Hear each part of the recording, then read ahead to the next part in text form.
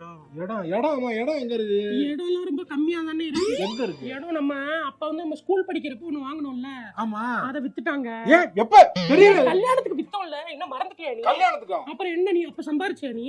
எந்தெந்த இடத்த கேக்குற எனக்கு புரியல. எந்த இடம்? எது அந்த நிறைய இருந்துச்சு, இப்ப அங்கங்க இருக்கும்னு நினைக்கிறேன்.